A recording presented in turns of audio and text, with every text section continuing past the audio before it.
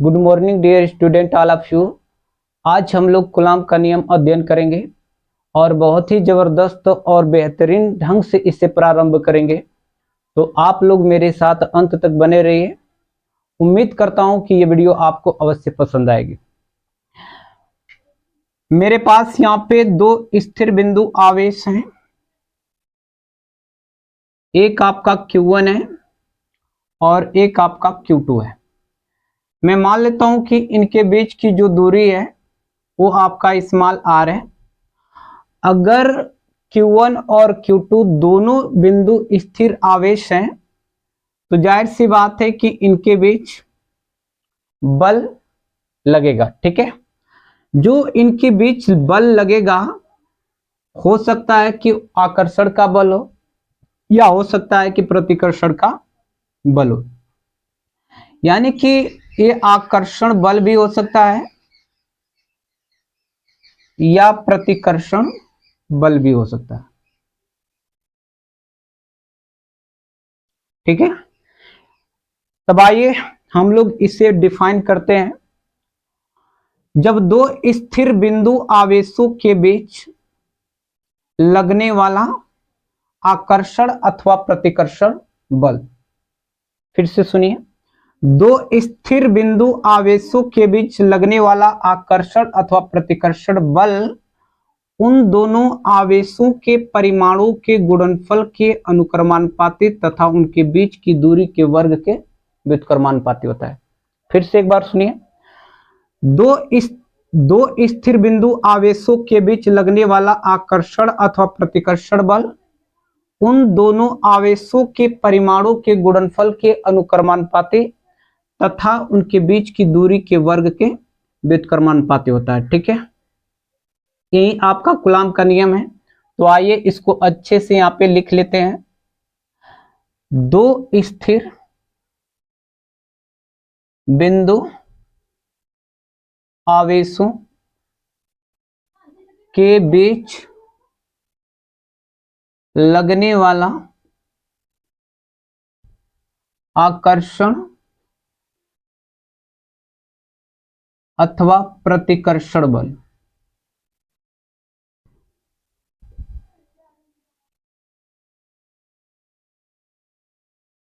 उन दोनों आवेशों के परिमाणों के गुणनफल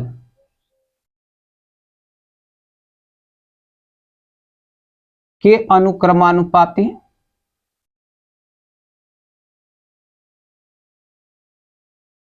तथा उनके बीच की दूरी के वर्ग के व्युत्क्रमानुपाती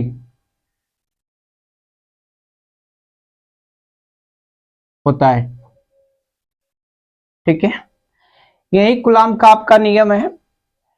यह बल दोनों आवेशों को मिलाने वाली रेखा के अनुदिश होता है। ठीक है,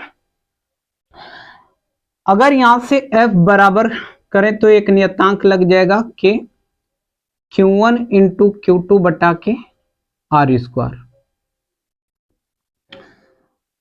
जहां पे आपका K है, जहां K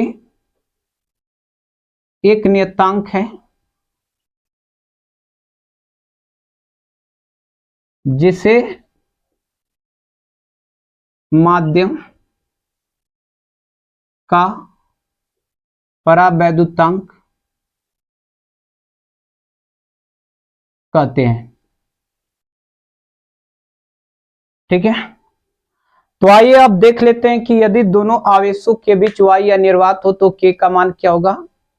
यदि दोनों आवेशों के बीच कोई अन्य माध्यम हो तो K का मान क्या होगा। ठीक है, बहुत ही अच्छे से समझते चलिएगा और इसका नोट बनाते हुए चलेंगे।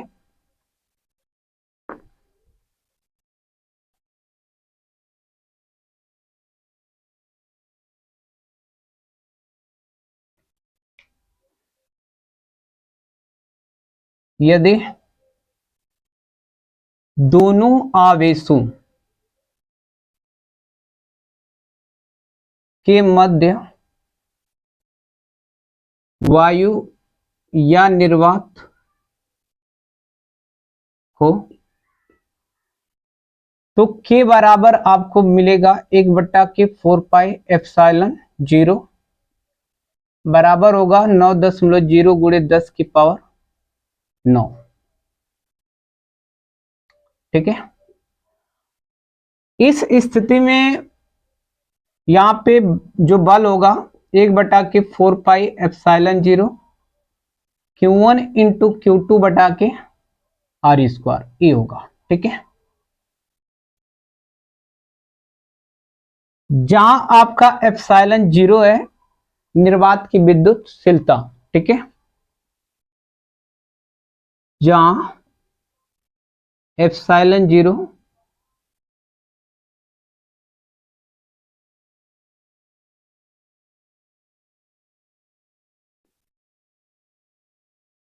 इसको हम लोग ε0 भी पढ़ सकते हैं, कोई दिक्कत ना है। निर्वात की विद्युतशीलता कहिए या निर्वात की विद्युतशीलता कहिए। ठीक है,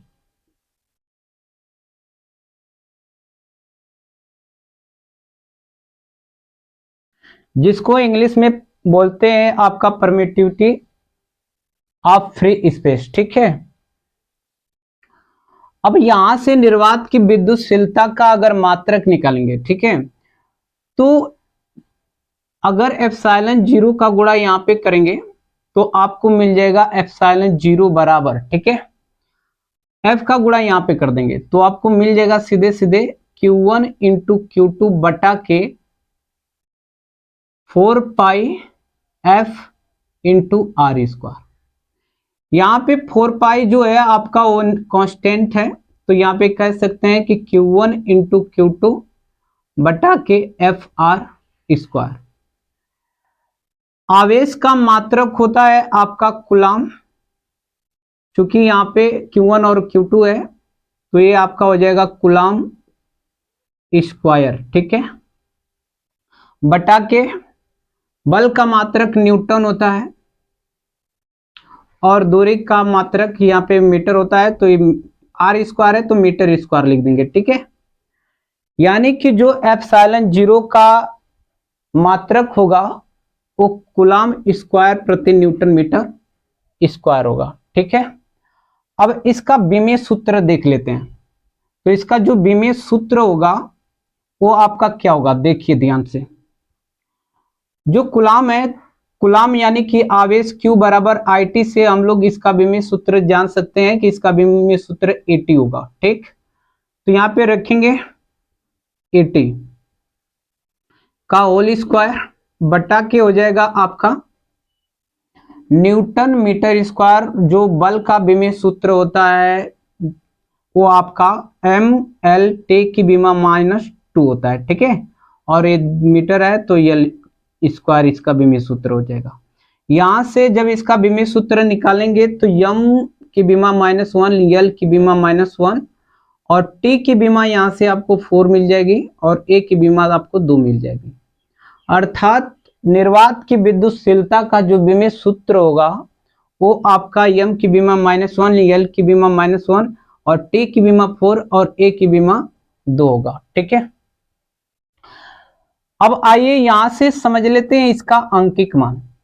तो 1/4πε0 बराबर होगा 9.0 गुणे 10 की पावर 9। तो यहां से इसका गुणा यहां पे करेंगे तो आपको मिल जाएगा ε0 बराबर 1/4π गुणे 9.0 गुणे 10 की पावर 9। इसे जब ऊपर लेके जाएंगे तो आपको मिल जाएगा 1/4 और पाई की वैल्यू होती है 3.14 गुणे यहाँ पे 9 है तो 9 लिख देंगे। ठीक है, और 10 की पावर 9 है जो नीचे से ऊपर जाएगा तो आपका A हो जाएगा नेगेटिव। ठीक, यहाँ पे जब हम लोग इसमें पूरी तरह से भाग देंगे तो हमारा इसका आंकिक मान मिलेगा 8.854 गुणे 10 की पावर -12 कूलाम स्क्वायर प्रति न्यूटन मीटर स्क्वायर। ठीक है, ये इसका आंकिक मान निकलेगा। तो इसको अच्छे से तैयार कर लीजिएगा। निर्वात की विद्युतशीलता का जो मात्रक होता है वो कूलाम स्क्वायर प्रति न्यूटन मीटर स्क्वायर होता है, जबकि इसका विमीय सूत्र यम की विमा -1, एल की विमा -1, टी की विमा 4, एक की विमा 2 होता है। ठीक है, और जबकि इसका जो आंकिक मान होता है वो 8.854 गुणे 10 की पावर -12 कूलाम स्क्वायर प्रति न्यूटन मीटर स्क्वायर। ठीक है,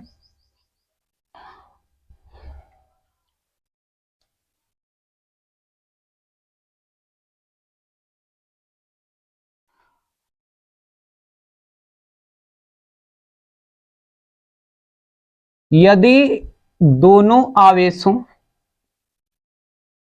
आवेशों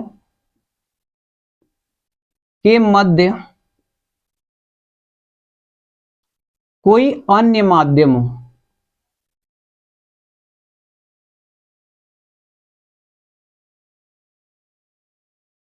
ठीक है, तो उस पीरियड में आपका के का मान होता है 1/k 4 पाई एप्सिलॉन, या लिख सकते हैं 1/k 4 पाई एप्सिलॉन m लिख सकते हैं। ठीक है,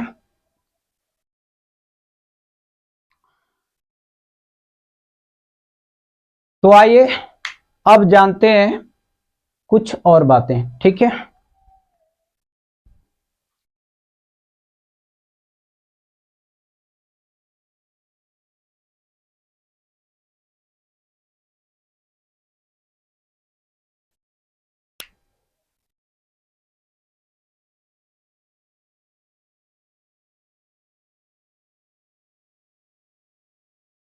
वायु या निर्वात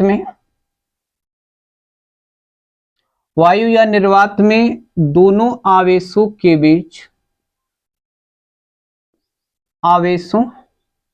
बीच लगने वाला वैद्युत बल, ठीक है, दोनों आवेशों के बीच जो लगने वाला वैद्युत बल होगा वायु या निर्वात में, उसके लिए मैं F0 दिखा दे रहा हूं। ठीक है, F0 भी बोल सकते हैं, F0 भी कह सकते हैं। 1/के 4 पाई एप्सिलॉन 0 Q1 इंटू Q2/के R स्क्वायर, ये आपका समीकरण नंबर 1 होगा। जैसा कि ये बात हमने पीछे देख लिया है, अच्छे से देखा है। अब यहाँ पे निर्वात में, या कह सकते हैं नहीं, निर्वात में नहीं, किसी माध्यम में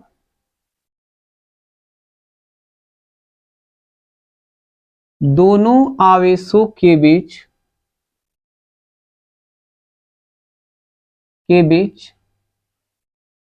लगने वाला वैद्युत बल, ये आपका Fm से दिखाएंगे। 1/के 4 पाई एप्सिलॉन 0, नहीं एप्सिलॉन 0, हाँ एप्सिलॉन 0 के अगर लिखना है तो लिख सकते हैं Q1 इंटू Q2/के R स्क्वायर, ऐसा भी लिख सकते हैं आप लोग 1/के 4 पाई सिर्फ एप्सिलॉन, और यहाँ पे Q1 इंटू Q2/के R स्क्वायर, ऐसा भी आप लोग लिख सकते हैं 1/के 4 पाई एप्सिलॉन m।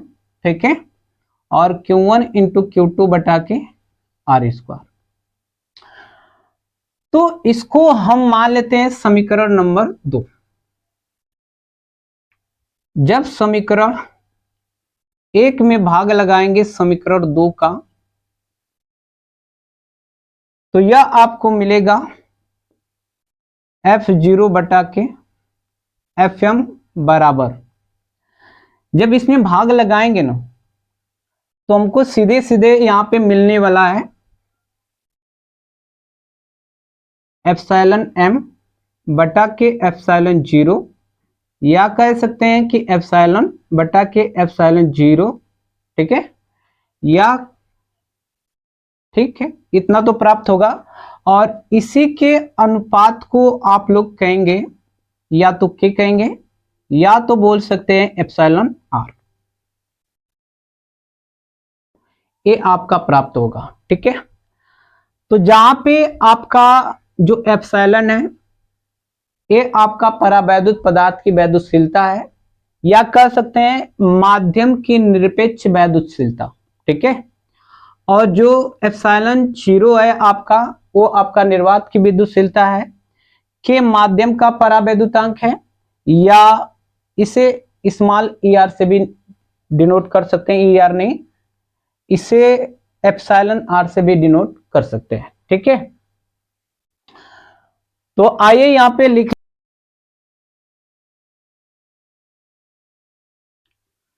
जहां आपका एप्सिलॉन या एप्सिलॉन एम ये आपका परावैद्युत पदार्थ की वैद्युतशीलता है, या इसे कह सकते हैं माध्यम की निरपेक्ष वैद्युतशीलता। ठीक है,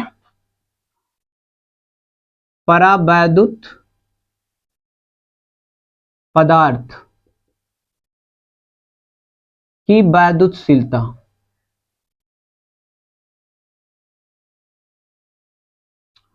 या इसे कह सकते हैं माध्यम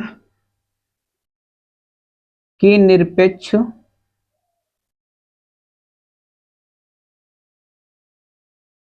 वैद्युतशीलता।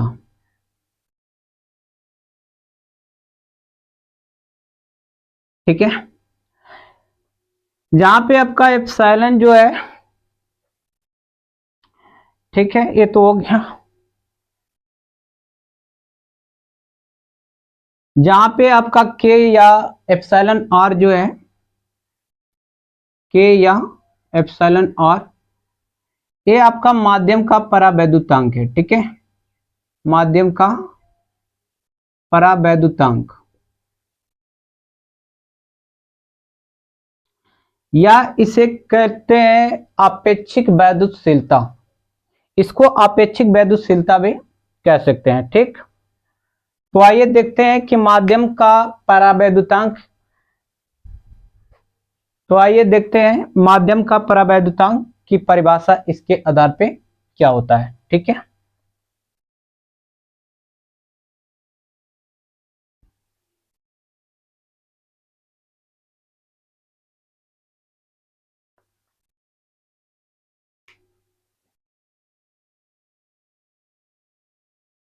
यहां से हमने देखा एक कि के बराबर आपका एप्सिलॉन बटा के एप्सिलॉन जीरो। ठीक है, ये आपका क्या है,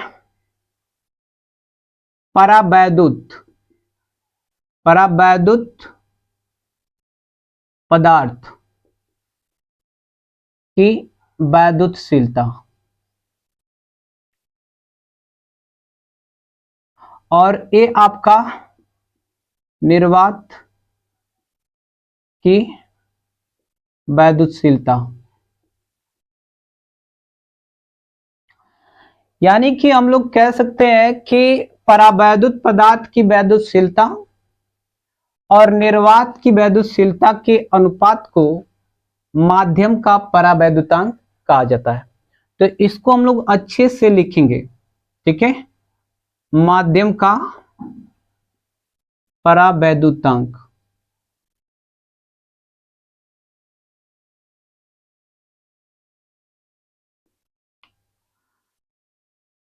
परावैद्युत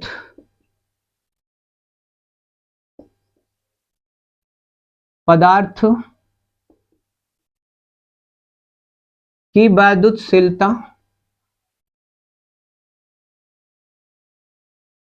और निर्वात की वैद्युतशीलता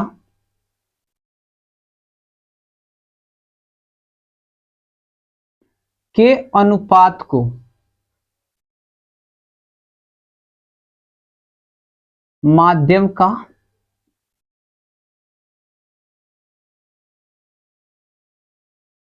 परावैद्युतांक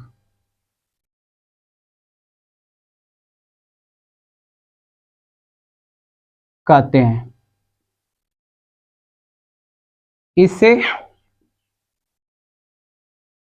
के से दिखाते हैं।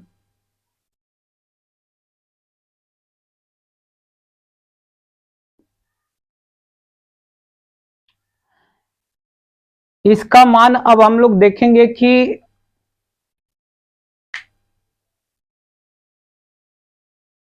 किसके लिए क्या क्या होता है। अब इसका मान हम लोग देखेंगे कि क्या होता है, ठीक है।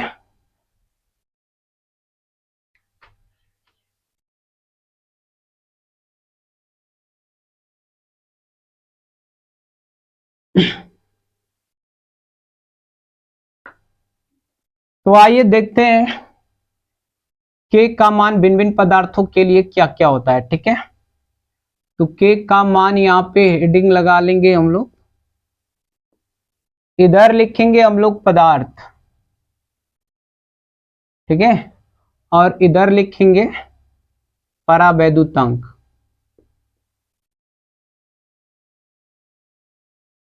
ठीक है। सबसे पहले हम लोग पदार्थ यहां पे लेंगे अंबर।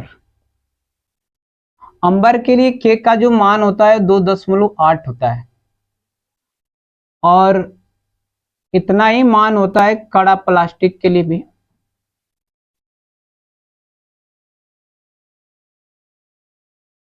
2.8, ठीक है। मोम के लिए इसका मान जो होता है 2.0, और केरोसिन के लिए भी यही होता है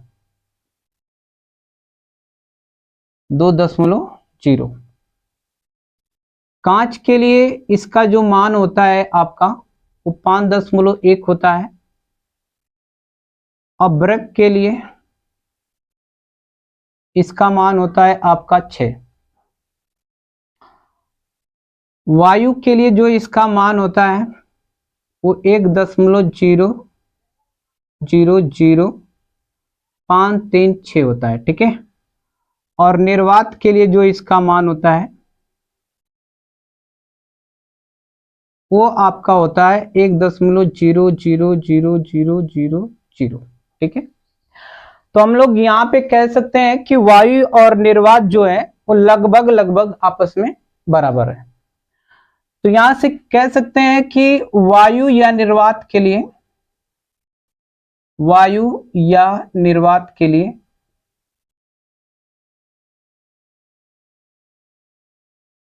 के बराबर 1 होता है, ठीक है।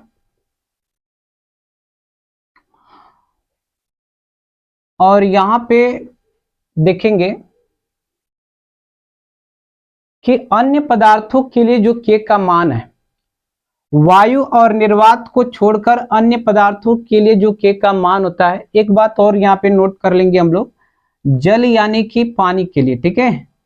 जल यानी कि पानी के लिए जो इसका मान होता है कहीं कहीं 80 भी मिल जाता है, कहीं कहीं 81 भी मिल जाता है, ठीक है। तो इस बात को भी नोट कर लेंगे। यानी कि अन्य पदार्थों के लिए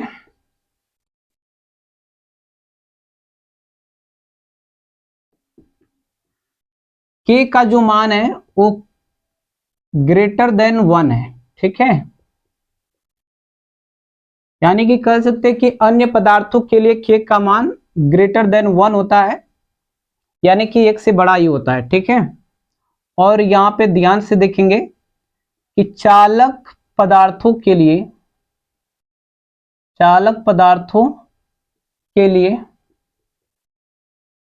के बराबर अनंत होता है, ठीक है ना। यानी कि चालक पदार्थों के लिए के का मान अनंत होता है।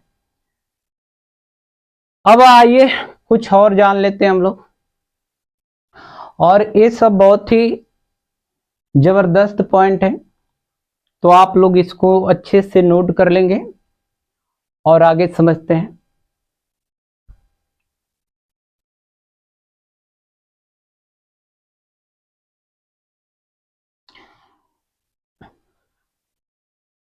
यहां से एक बात और भी कह सकते हैं कि के का मान 1 से कम नहीं होता है, ठीक है।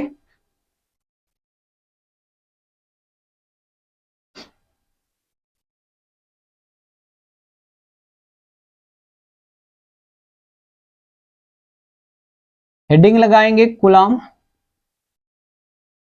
के नियम की सीमाएं। ठीक है,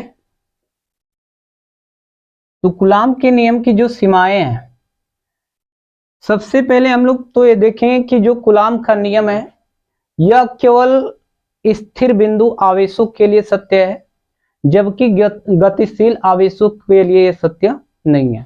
तो इस पॉइंट को हम लोग लिखेंगे, यह नियम केवल स्थिर आवेशों के लिए सत्य है, गतिमान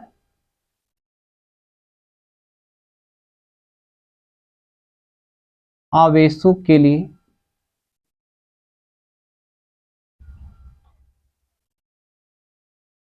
नहीं। ठीक है, दूसरा पॉइंट हम लोग यहां से लिखेंगे, यह केवल यह नियम केवल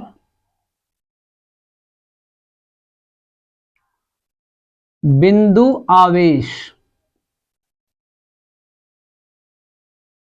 के लिए सत्य है,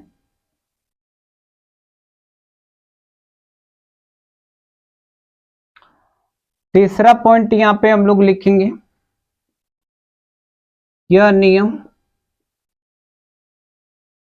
10⁻⁻15 मीटर से कम दूरियों पर लागू नहीं होता है। ठीक है, इस पॉइंट को भी लिख लीजिएगा आप लोग अच्छे से। तो आइए जानते हैं कूलाम के नियम का सदिश रूप। ठीक है,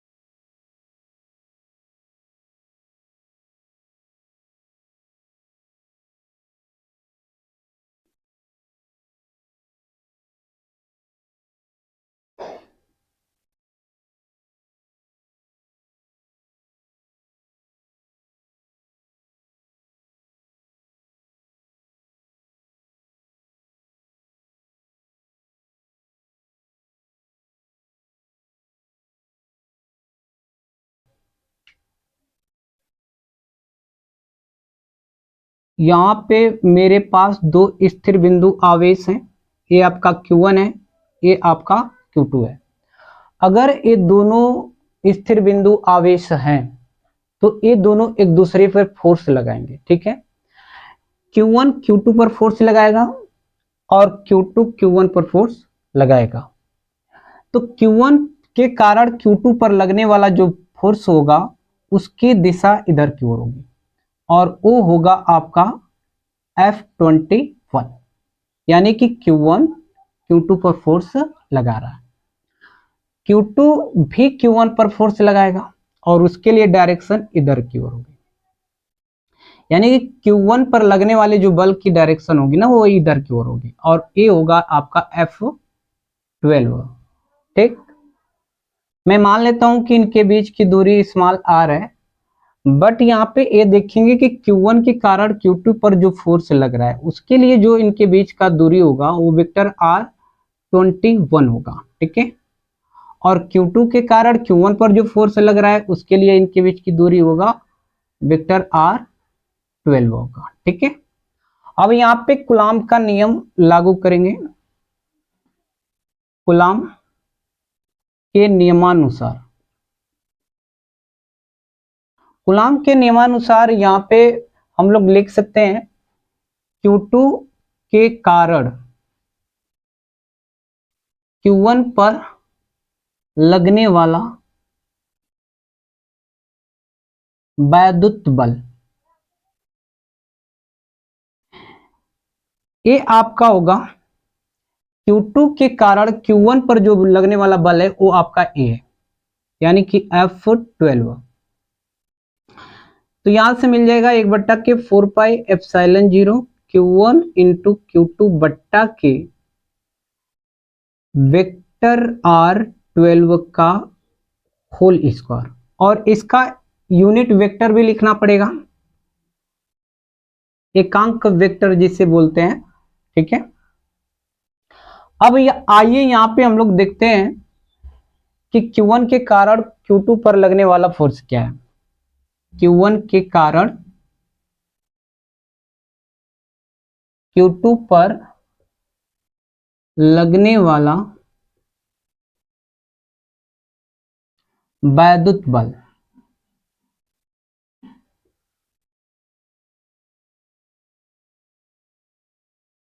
देखिए Q1 के कारण जो Q2 पर लगने वाला बल है वो आपका ए वाला है, तो इसको लिख देंगे vector F21 is equal to 1/4πε0।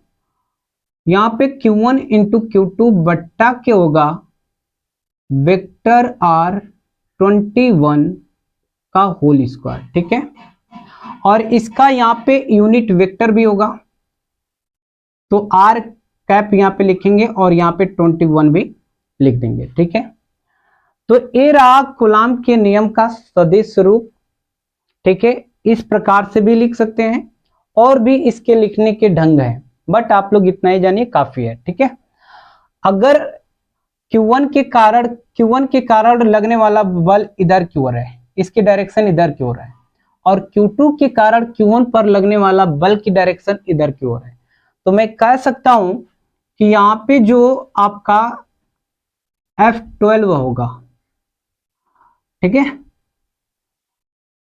अगर मैं इसको 21 बनाता हूं, ठीक है, तो ये माइनस हो जाएगा। इसका मतलब ये हुआ कि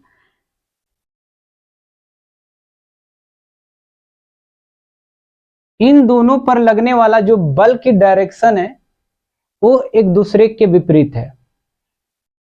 जितना बल Q1 Q2 पर लगा रहा है उतना ही बल Q2 Q1 पर भी लगा रहा है, लेकिन विपरीत दिशा में।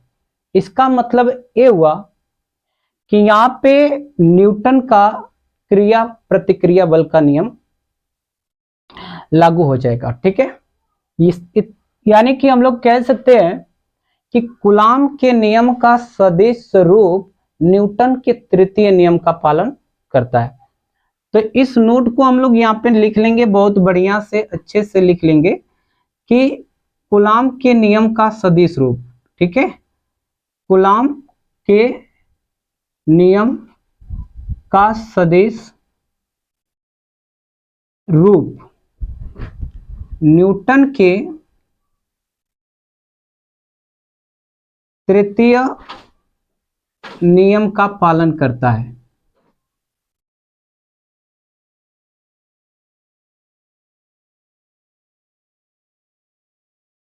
ठीक है, प्रिंसिपल ऑफ सुपरपोजिशन अर्थात अध्यारोपण का सिद्धांत किसे कहते हैं, आइए देखते हैं। मैं मान लेता हूं कि किसी क्षेत्र में कोई बिंदुवत आवेश क्यों है, उसी क्षेत्र में उपस्थित भिन्न भिन्न आवेश Q1 Q2 Q3 तथा अन्य आवेश उस पर बल लगाते हैं, तो इस पर लगने वाला जो कुल बल होगा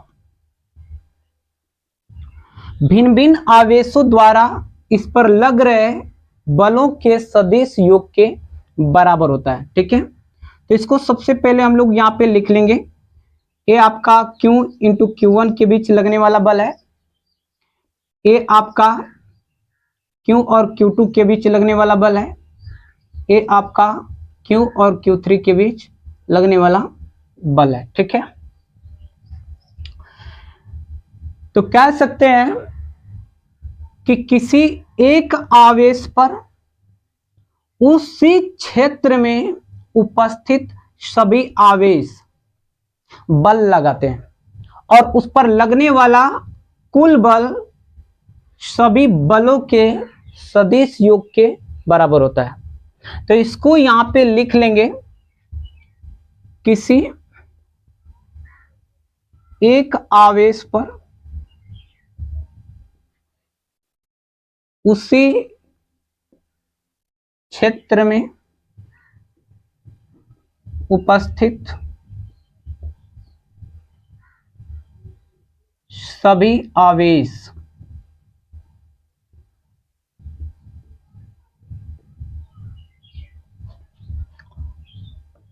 बल लगाते हैं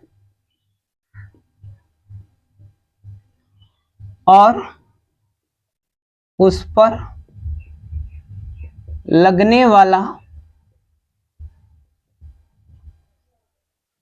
कुल बल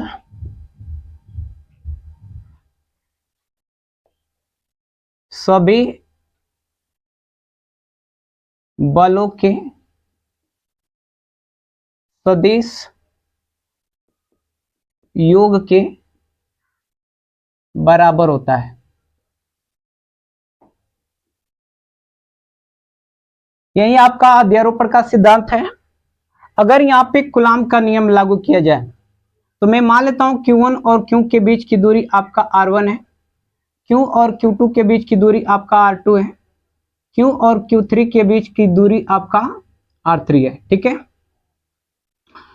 तो ये आपका हो जाएगा 1/4πε0 Q इंटू Q1 बट्टा के R1 का square plus 1/4πε0 Q into Q2 बट्टा के R2 का square plus 1/4πε0 Q into Q3 बटा के R3 का square plus dot dot dot. ठीक है, यहाँ पे आपका Q बटा के 4πε0 सब में कॉमन है, तो यहां से हम लोग कॉमन कर लेंगे इसको। Q बटा के 4πε0 आपका यहाँ पे बचेगा Q1 बटा के R1 का स्क्वायर प्लस Q2 बटा के R2 का स्क्वायर प्लस Q3 बटा के R3 का square plus dot dot dot. ठीक है, मैं मान लेता हूं कि ये आपका Q1 है, ये आपका Q2 है। इनके बीच लगने वाला जो बल है आपका 10 न्यूटन का बल लग रहा है। तो यहाँ पे अगर कोई Q3 आवेश रख दिया जाए, ये भी इस पर बल आरोपित करेगा, लेकिन इसके बल इस पर लगाने से इन दोनों के बीच लग रहा जो 10 न्यूटन का बल है उस पर कोई प्रभाव नहीं डाल सकता। इसका मतलब ये हुआ कि किसी क्षेत्र में उपस्थित कोई अन्य आवेश दो आवेशों के बीच लगने वाले बल को प्रभावित नहीं कर सकता। तो इस नोट को यहां पे लिख सकते हैं हम लोग, क्षेत्र में उपस्थित कोई अन्य आवेश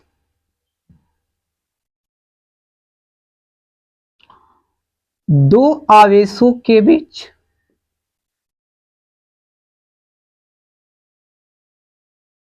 लगने वाले बल को प्रभावित नहीं करते हैं।